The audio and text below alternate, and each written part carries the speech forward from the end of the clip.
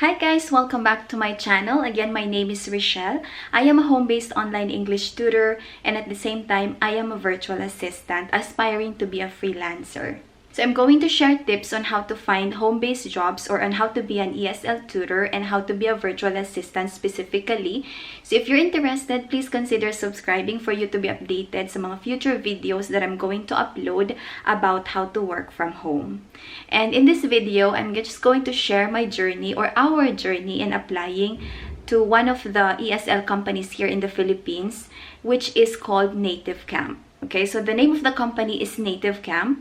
It is one of the most famous ESL companies here in the Philippines because it's easy to apply. Their application process is very easy and it doesn't take you much time to apply and to prepare the requirements needed by this company. That's why we tried actually to apply, and I also tried because I want to share my actual experience to you guys if you are interested in applying. That's why I tried, but I'm still working as an ESL tutor in rare jobs. I just tried to apply because I want to experience it para at least ma-share ko sa inyo yung actual experience ko. So actually, apat kaming nag-apply, yung sister ko, yung friend ko, yung pinsan ko, tsaka ako.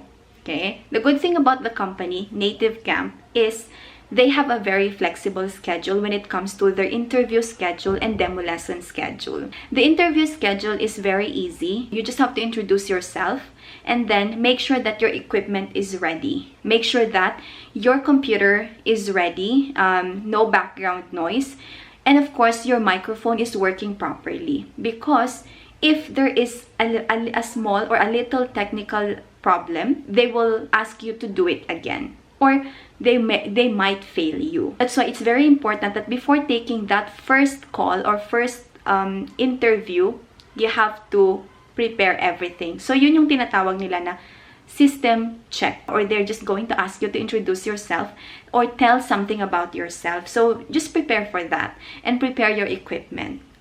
Next is yung demo lesson na nila. Okay, so the good thing about the demo lesson is that they will provide everything you need. They're going to provide the instructions, the guides, the lesson materials, and video tutorials. So you don't have any problem in preparing. You just have to spend time and effort. And of course, take it seriously. Okay, kasi yes, it's easy to apply in this company, but if you're not going to do your best in preparing, of course, you will not get the job. You are just going to waste your time as well.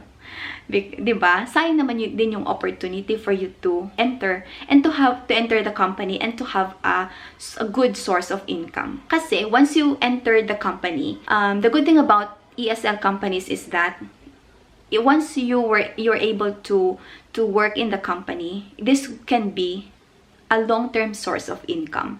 Kahit na meron kang ibang job, meron kang full-time job, this can be your part-time job because the schedules are very flexible. So you can choose your own working schedule. So going back to the application process sa Native Camp, after the interview, you're going to do the demo lesson and you can choose your own schedule. So ang ano lang dito is you have to prepare and you have to make sure na wala kang gagawin or wala kang important appointment during that day, because you might wait for a long time. Because yung ano nila, yung interview nila is that there's no appointment. You're not going to set an appointment for or to book a specific time slot for your demo lesson. You have to stand by. Go to their system, log into your account, and then stand by for the available interviewer or trainer. Tawag nila is trainer.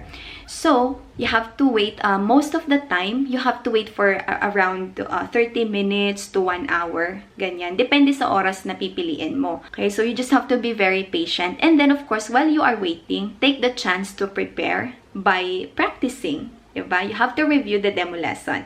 Okay, now, for the demo lesson materials, they are going to give you 2.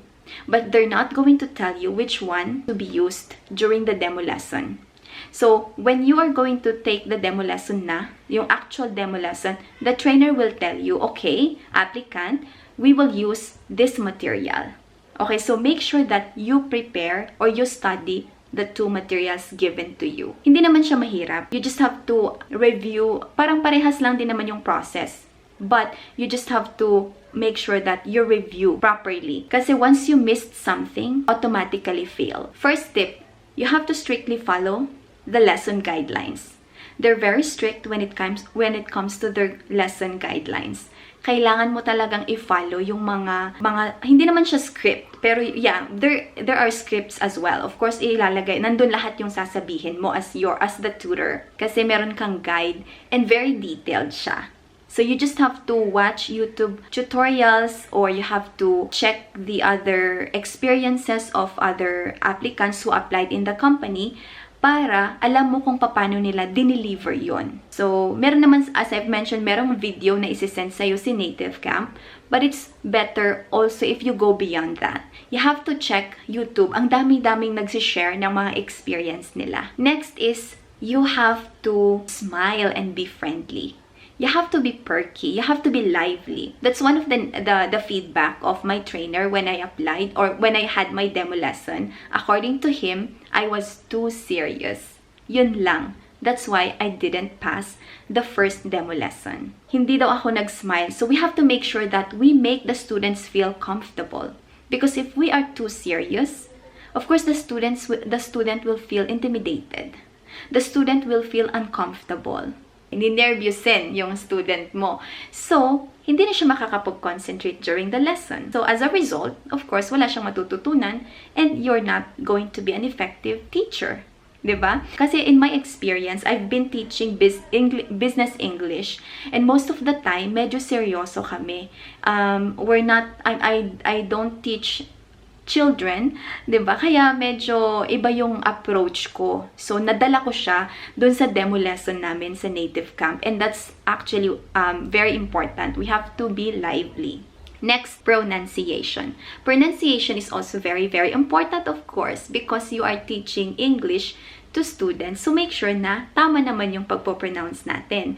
So, even if you did all of the guidelines, you followed the guidelines, you are very friendly, but if you mispronounce a lot of sounds or a lot of words, if you fail ka, ni trainer mo. So, we have to practice our pronunciation. Next, of course, we have to make sure that we listen carefully.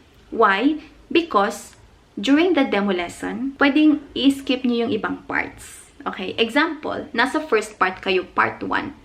Tapos pagkatapos ng first part na yon, sasabihin ni trainer, okay, applicant, we will skip part 2, we will go immediately to part 3. So we have to be attentive. Kasi if you were not able to hear that, and then hindi mo finalo yung instruction ni trainer, mafe-fail ka. So those are the most common things that you have to consider if you're going to apply in Native Camp. One of the good things about this company is that you can take your demo lesson twice. So dati, you can take 3 times. So if you fail the first time and the second time, you have another chance. But now, they changed that process or that step. So ngayon, instead na 3 beses na lang, 2 beses na lang yung ibibigay nila sa'yo. 2 chances. Yung first take mo, tsaka yung second take. Okay, so if you didn't make it on your first attempt, don't worry because again, you can take it. Magkakaroon ka pa ng isa pang chance. And your trainer will tell you what you need to improve. So, sasabihin naman niya kung ano yung kailangan mong i-improve. And most of the time, the same trainer will be your trainer the second time that you're going to retake your demo lesson. Madalang lang yung chances na ibang trainer yung magkakonduct ng demo lesson mo pag magre-retake ka. Pero most of the time, same trainer siya. So, those are the things that you have to consider when applying in Native Camp. Okay, so for those of you who don't know Native Camp yet, their students are Japanese people. I think, yeah, most of their students, but they also have Chinese, Taiwanese, and other nationalities. Pero mas konti, most of the students are Japanese because this is a Japanese company. Next is, when it comes to their salary, medyo mas mababa siya compared to other ESL companies, but they also have incentives. Tapos, kung mamimit mo naman yung target, you will be given incentives, and that's an additional income, diba? And also, the good thing about it is 24/7 sila. So, you can teach anytime you want. Okay, you can choose your own schedule. For example, if you have a full-time job, then you can do it at night. Pwede kang magklase ng kahit na ilang oras lang para lang sa extra income. Or if you're a mom like me, of course, you have to take care of your kids. So pag tulog na sila or di kaya nasa school na sila, then pwede kang magklase. 'Di ba? Very flexible yung schedule. Now, one of the things that we have to consider is meron silang ratings. Okay? So, the students will rate you every time they conduct lessons with you. And kung mababa yung rating mo, possible na mapupunta ka sa bottom. Kasi pag meron silang system where the students can see kung sino yung mga top na tutors. Of course, yun yung mga ibubook nila. 'Di ba? So, we have to make sure that we do our best in every lesson. We have to check our connection as well. Pero, hindi naman mahirap na iangat yung rating mo. So, pag bumaba ka, magklase ka lang. Conduct your lessons again. And of course, most of the students here will go back if they like the way you teach. Okay? Mas madaming regular or loyal students dito compared sa ibang ESL companies. Madami silang magre-rebook ng klase mo pag nagustuhan nila. So, kahit na sabihin na natin na mababa yung rating mo sa ibang students, pero meron ka pa rin mga loyal students who can help you to increase your ratings and go on top of the list. Okay? So, yun. And by the way, just an update for my application. Actually, I did not retake the second demo lesson. Pero yung mga kasama kong nag-apply, nag-retake sila. That's why I was able to confirm na yung first trainer mo ay possible talaga siya ulit yung magre-retake ng demo lesson mo pag gagawin mo siya sa second take mo. Yun guys, I hope this video helps. For those of you who are looking for part-time jobs or home-based jobs na medyo wala pang experience sa field na to, one of the best choices is to be an ESL tutor. Okay? This helped me a lot too. Thank you very much, and I hope you got some tips from this video. If you have questions, please comment down below. I will do my best to answer your questions. Have a nice day. Bye!